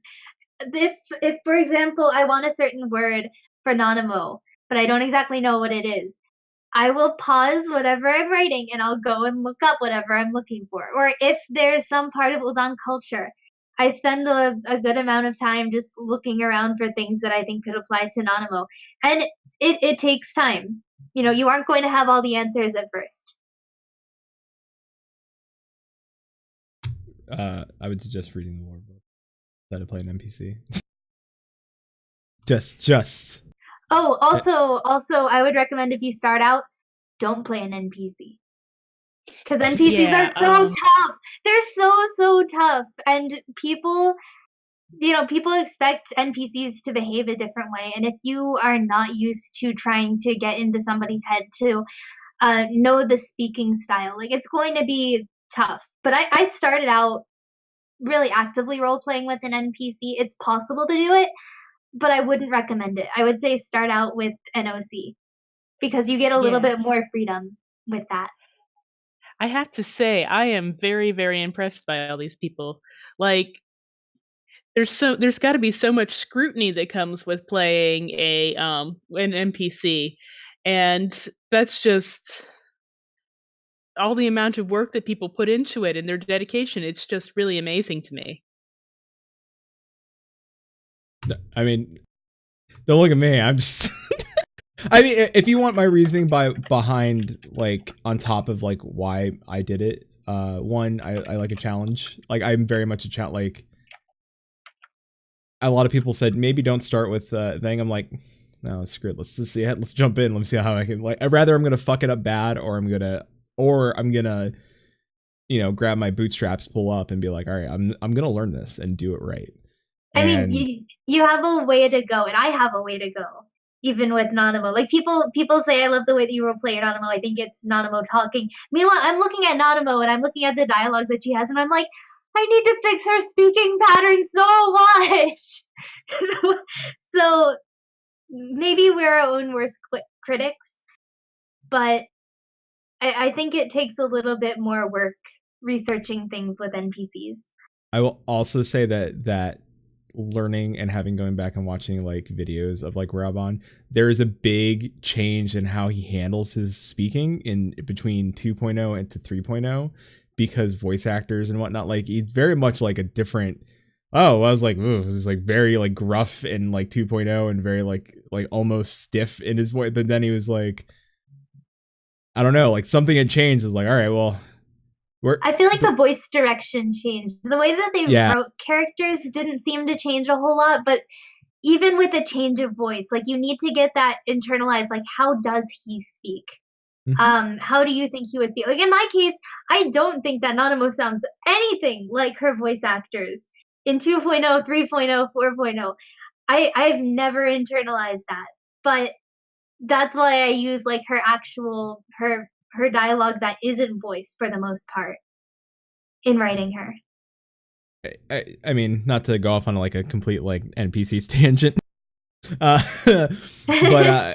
you know, I also start to think like, all right, well, he's the bull of Ala Mhigo, like, but he's not that thing. He's not the bull 24/7. Like they call him the bull of Ala Mhigo because because like any like a bull's a dog. If you ever seen, like, I've been to a ranch, I've petted a bull, it's fine. That's a thing that happens. And like bulls are just like a cow. They tend to be docile. It's when you infuriate them, rage them out, like then they can attack and gore. And I was like, now I get it. Like he's a kind-hearted dude, but push all the buttons. He starts slicing people in half. Like real quick. Apparently, if you kill Nanamo, you are going to not be a whole person anymore. That is just like, that's your fate at that point. That's who you are. So all right. Just, we've been going for a while. I don't want to keep you both any much longer, but I will end it with maybe 2 more questions and then we'll out. So, how has roleplay changed your not only your in-game lifestyle, but maybe like how does it affected your outside your personal life as well? Like how does that work for both of you? Well, I know Remix now. Yeah. I know all of you guys now. If it hadn't been for roleplaying, I would not have met Remix. We would never have started Musecast. Oh, and I run a podcast now. That's a thing. So it's definitely affected me in that way. But I think roleplaying, when I got started roleplaying, the very first time that I roleplayed ever was actually with Scoot. And it was really roleplaying with the person who would become Scoot's wife. And I met my best friend through roleplay. So, were it not for roleplay, I would not have made as many friends that I also would not know my best friend. So, yeah, roleplay is great. Even if, not every interaction that I have in the game involves roleplay, it's really shown me a different side of the game that isn't so much, I need to fight such and such. I need to grind such and such. And it's made the game a whole lot more fun. Let's see. For me, just like Emmy was saying, I've met so many people through role playing. I actually did not meet any of you here through role playing. I met the Crucible through the Red Mage on Tour thing, and then sort of things snowballed from there. But I have role played with members of the Crucible, and I enjoyed it greatly. And I forgot where I was going with that, but I've made a lot of friends through role playing. Some I've been talking to and playing with for decades. Well, not decades. I'm not that old, but a decade. And we're not just role playing buddies. We're best friends. We're stability for each other. We send each other Christmas cards. So it really is like making like expanding your worlds all this time through role playing. I'm sorry, I'm not very good at describing this. No, you're fine. You're great. It makes sense. It does make sense. And so my last question is, one last time I've asked this question from both to both Safe and to Brohamet. If there's one thing you could tell people, I know I said like getting into it, but I want to say if you could, real quick, sell RP if you can to people. RP is my true end game. That's all I'm going to say. RP is the true end game, and so you should try it. It's one of the best end games you can have. I think it's something more. It's something very rewarding to do. Forming bonds with other people, and it's something that you can continue through the rest of the game. You can, if you want, you can role play while you're leveling. You can role play while you're doing quests, even if it's not like I'm spamming something in shout chat about how my character feels. It's like, how does my character feel about these plot events? So I guess it's sort of exercising your mind as much as you're exercising your character's stats, if that makes any sense. It does. So I guess another dimension to the game. That's a good way of putting it. Nice. All right, and you get to hear me and my final take on RP, and this is just for now. We'll have like I said, we'll have Musecast and Slavic, you're always welcome, and we'll have the Crucible, I'm sure, on again to talk about RP and whatever's going on in their lives or whatever events they have going on. So I jumped in to this not knowing what I was going to get myself into, even if I was going to like it, and I find myself enjoying it. And did I RP and meet the Crucible? No, we were content creators and they invited me to their server. But being on that server, having met other people that RP, getting to better know Musecast and people like Slavic and the other folks on the server, pushed me towards trying something that I wouldn't have normally tried. And and having done so, I found something that I'm having fun with. It's new to me. It's made the game, it's revitalized the game for me in a lot of ways. Instead of me taking a break or playing other games, which I still do on stream, which is fine. I'm interested in being like, man, I could like go level Rob on right now and get his mount and do this thing. Like I know I'm like so many seals away from getting his mount, so like that, cool, I can do that. And then, or I could jump him and I could just be lazy about it and jump him, but I could just level him, or I could do this, or I could, hey, I should probably jump at this other character. And I never said that to myself before. It's like, well, I've already done all the shit, so I don't need to do any of this other stuff. It's interesting how it's motivated me to want to play the game more. And if you find yourself not wanting to play the game, just try it once. I that's all I have to say. You may not like it, and that's fine. It's like most things in this world. At least try it once. If you've never had pineapple on pizza, try pineapple on pizza. No, you may like it. No. If you you will have, like it, 'cause pineapple on pizza is great. And if you have tried it and you don't like it, then you're like Slavic. you're just say no, and you may not, and that's cool. Actually, just to spite you, I will get pineapple on my next pizza. So there. Yay! Do it, yeah. Woo! Flatus, your beard is back. It's coming in. It's not fully back yet. It's almost there. Maybe a couple more weeks. I'll have it. It'll be bushy again, and then I'll trim it down to a nice, what I normally have. One of the right here. Yeah. So, oh yeah, beard update. It's I'm growing it back. I didn't like being barefaced, and the consensus between a lot of my friends is like, I don't like it. Please grow the beard back. A lot. I almost took offense sometimes. They're like, I don't like this. I was like, oh. Apparently I need to hide my face behind hair. So I'm growing the beard back. Also, apparently my face is ugly, so I need to grow a beard. That's all I got for that. So yeah, that's my take on RP. Go try it. Like, honestly, go be about it. I see remixes in chat. I wonder if Fight Night ended. Remixed, if you want to hop in real quick and give a quick take. It seems like it's in there.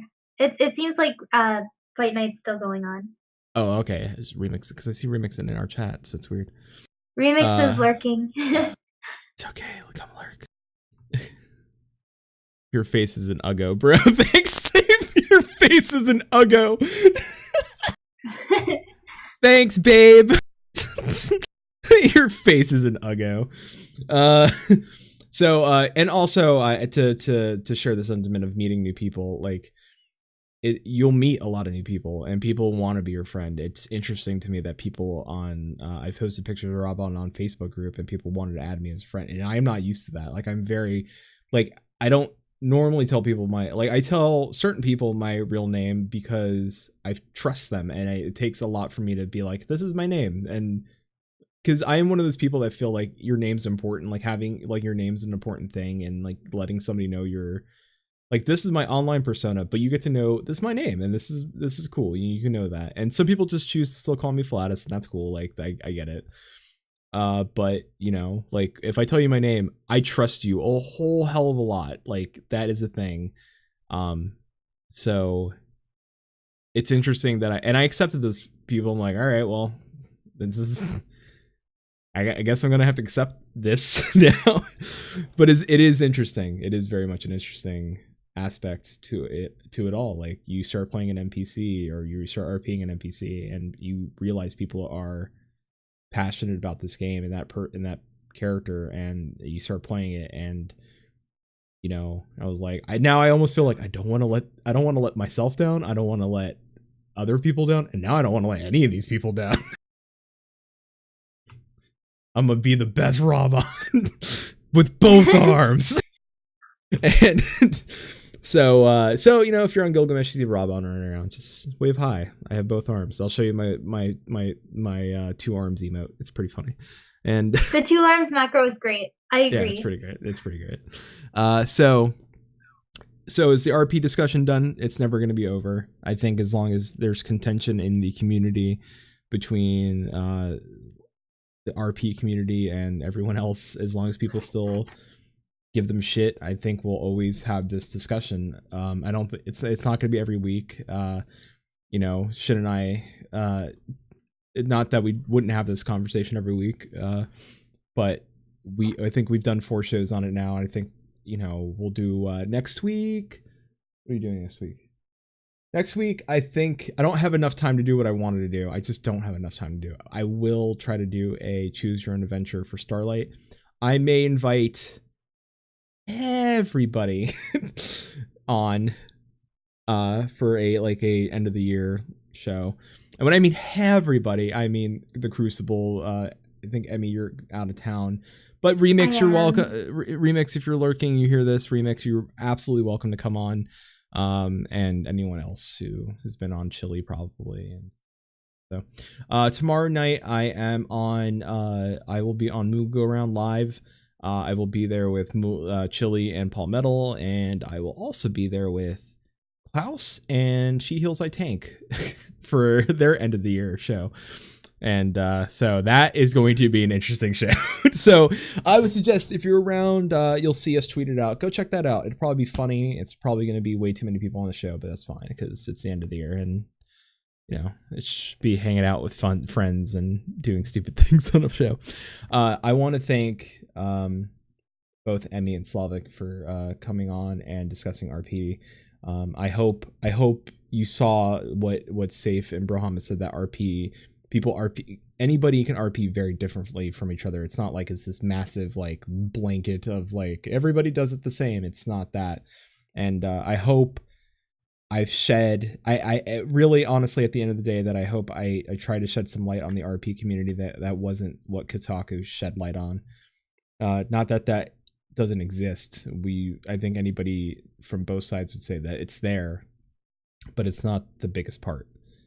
Contentious opinion here, but Yeah. I don't really think that ERP, and yes, I said it's ERP, is necessarily a bad thing. I mean, oh no, I don't think it's a bad thing either. everybody's I don't okay think so with either. it. Safe, sane, and consensual, y'all. No, I don't think it's that, and don't do it in public, please. yeah, come on. Well, like I said, as long as everybody consents, if you can't have everybody consent if you're in a public place, including spectators. I mean, if you're gonna do it, at least make money off it. Anyway, don't do that. Don't. No, that's what Kotaku wants. That's what Kotaku. But that's the point I was trying to make. I don't think ERP is bad, and we know that's out there. It's just Kotaku tried to make all RP seem like this is what this is, and like we're breaking the news on what like the deepest, darkest of like everything like /does is just all sex. It's all like, no, it's not the case at all. It does exist. It's fine. It's majority like anything else in the world. It's all consent and adults, and I would hope adults. I'm gonna say adults. Just go with adults. And everybody's consenting. It's probably fine, and everything's great. So but it exists, and it's great, and it's fine. Don't fucking read Kotaku and go RP. Don't read. Listen, 2 things you can take away from all these shows that we did over the last few weeks. Don't read Kotaku. Definitely go RP. Those are the 2 things. I think everyone in chat and on this call would agree with that. Yep. Yeah. You should go read the Crucible though. Maybe. All right. So don't read Kotaku. Go RP. Go read the Crucible. And listen to Musecast and Maelstrom Radio. Emmy, do you want to tell people where they can find Musecasts and where they can listen? Sure, we are all over the place. We have a Facebook page, which is NewscastXIV. We are on Twitter at NewscastXIV. And if you want to listen to our podcast, which you totally should, like the episodes that I mentioned earlier, you can go find us on iTunes, Stitcher, and Google Play. But you can also find all of our episodes neatly organized on our Tumblr page, which is newscastxiv.com, and that's our website. So go check it out. We're a cool podcast. We're a very cool podcast. It's true. And as always, I'm always going to oversell your show because that's what I do. Oh, not all- and I got another thing. Yes. After the show, you should go ahead and check out Fight Night, which is an RP event going on our Twitch channel, which is twitch.tv/newscastxiv. So go do that after this. Yeah, yeah. I'll do the /raid and we'll make everybody go over there. I'll force them over there, don't worry. And but over to oversell Musecast a little, it's not only RP. They've done radio dramas on the stories of the city states, and they've voice acted them totally and fully, and they've added sound effects, and they're works of art. And it's better quality than anything we've ever produced on this show, but yet again, different show. So, well, I'm glad you like our audio quality. I take a lot of time making sure it's good. It is truly a fantastic show, and you definitely should go listen to it. You should listen to us too, because, you know, laughs but like I said, I will always try to make the show as funny as possible, and have fun with it. But at the same time, I will always try to do something great and positive, and for this. It's because that's what Shin and I want. We love this community and we want to give back. It's not always going to be us shit posting. We do want to make sure that everybody in this community has a voice. And if Maelstrom Radio has to be those assholes that give it to you, fine. Because I don't think a lot of shows are starting to do that now. But I like to say that we're the guys forefronting that heading up that division. You know, there's a lot of shows that want to talk, and I think we're just doing it a little bit better. Not talking shit. I'm talking shit. I'm kidding. Anyway, Slavic, where can people find you, and what, you know, tell them what you do and everything like that. Well, I don't really have much in the line organized, but I run a personal blog slash role-playing blog /shitpost blog at brioatradingconcern.tumblr.com. If you need help spelling it, it is on the display now, or BRIYUA tradingconcern.tumblr.com. So if you're on Tumblr, go and give Slavic a follow, read, and that's also where you can find the Crucible, and also where you can find everything. You can find a bunch of people in the Final Fantasy XIV community. A lot of RP folks write out their RPs. So if you want to see how an RP goes, just go there. A good person to also follow is can I say Safe? Is it cool? I think yours is public, right? Like your thing's public. Like you share those stories. Before I give that a shout out. I'm waiting the 30 seconds that he'll take to respond to me. Or he won't respond to me. He'll be like, this motherfucker. That's what he'll type. We'll wait 30 seconds. And he'll be like, this motherfucker. Exactly. Oh, wait, I'll just keep going. Anyway, so yeah, so you can find them there. You can find us here, of course, at twitch.tv/Maelstrom Radio. You can find us on www.maelstromradio.com. Now, if you go to our website, and if you notice our feed, something wonky happened, and our old website had limitations, so we are building Maelstrom Radio 2.0. This is the first time that Shin and I are spending our own, like, we spent our own money already out of pocket for the show. We were spending more money now on the show. We've both discussed it so far, and we're okay with like not asking for money yet. But if you want to show support to us, I don't think we want to use Patreon because of everything that's going on with Patreon. That's not something, but we haven't figured it out yet. We may sell shirts eventually, and do all that to try to help support us, because we may have to move servers for our show and stuff like that. Like, we're trying to up the back end quality so that the show is never down. You're not missing episodes. That episodes 1 through 62 are all there, not just episodes 35 through 62 are there, which is what was happening. We apologize for that, but 2.0 is coming, and eventually we're going to hire a designer to actually completely redo our whole. Not only, and we said this, it's going to be definitely a 2018 goal for Maelstrom Radio. The design of Maelstrom Radio is going to change, and we're looking for original art. We want to change all this, what you see here on the screen. We want to change. It's been a year and it's old, and we want to change it, update it, make it pretty. So any artist out there that is great with Photoshop, and you know, hit us up. We're looking to update, and we would like to see what you can do. We have some ideas. So you go to our website. It may not be there, but go there. You can find us on iTunes, Stitcher, and of course on Google Play.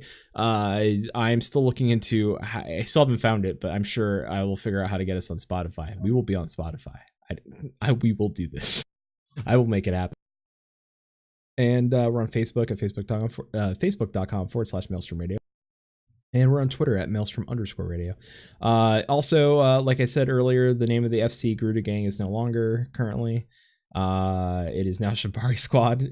So you can follow Shibari Squad on Twitter at Shibari Squad. Well, it's Garuda Gang. So if you're following Garuda Gang, you now follow something called Shibari Squad. Well, I don't know if Shin is lurking, but if he is, I approve of this name. Oh, I'm sure. So, he knows. He's aware. He's aware of everyone who approves. He doesn't, but he's aware of everyone who does.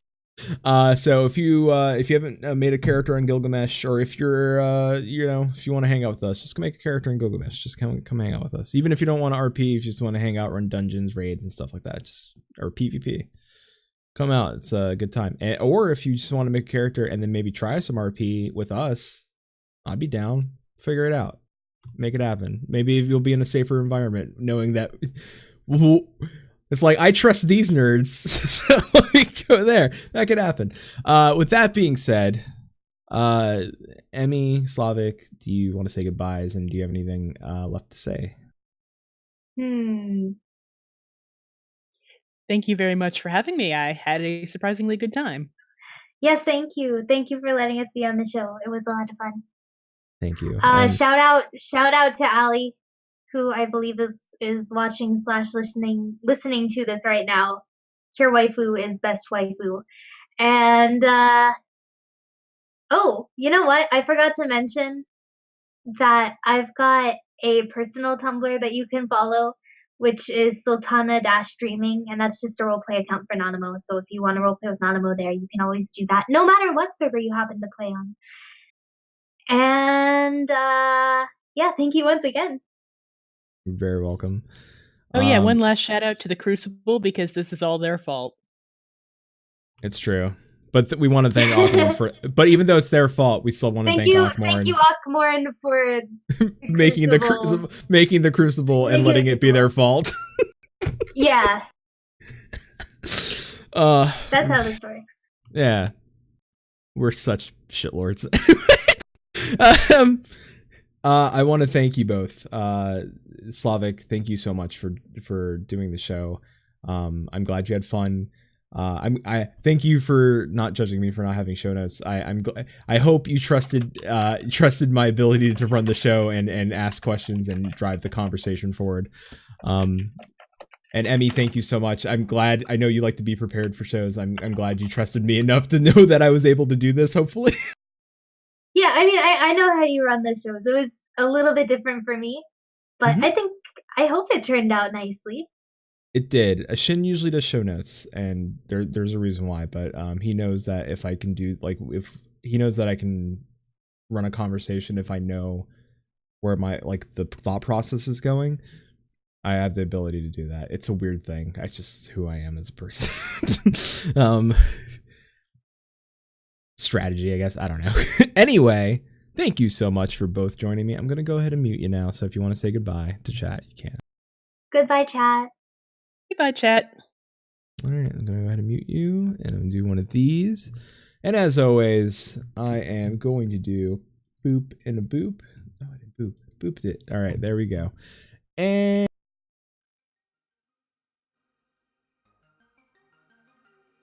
thank you so much for joining us for the 62nd episode of Maelstrom Immortal Flames Radio. I want to thank Emmy and Slavic one more time. Go check out Musecast. Go check out Slavic's blog at We're at Trading Concern. I'm never gonna say that, but listen how they how this it's all spelled. Never mind. Shin should be back soon. Next week, Starlight Choose Your Own Adventure with a bunch of friends, hopefully. And as you know, till Sui swallows all, and for Coin and Country. Maelstrom Radio is a production of MaelstromRadio.com and Blackfire Media Productions. Final Fantasy XIV and Eorzea are trademarks of Square Enix. Opening theme provided by Benjamin Anthony James. You can find more of their music over at SoundCloud.com/Ben773. Our outro is provided by Sodo. You can find more of their music over at SoundCloud.com/Sodo. Views and opinions expressed on this episode are those of Maelstrom Radio and their hosts, and do not reflect the views and opinions of Square Enix. And until C swallows all, keep listening.